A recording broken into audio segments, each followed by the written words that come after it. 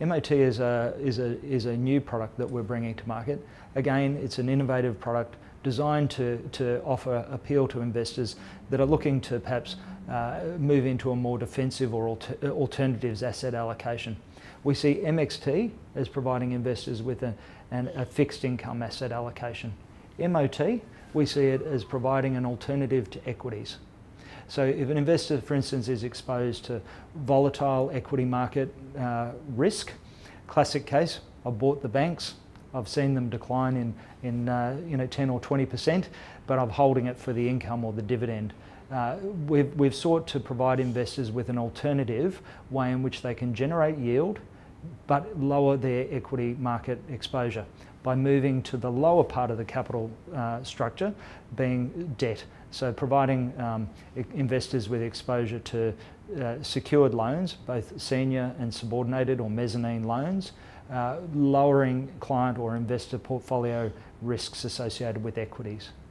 With MOT, we're seeking to deliver investors a target return of 7% per annum with income paid quarterly. We're seeking to provide investors with a total target return of between 8 to 10% from investments in a diversified pool of loans, be it senior secured loans, subordinated loans or mezzanine loans, lowering investors' exposure to equity market volatility. We however find that given the nature of our market activities, we see that banks continue to face increasing regulatory pressure. They continue to be distracted, I guess, in terms of the Royal Commission outcomes. Often transactions that are complex, there's a scarcity of capital.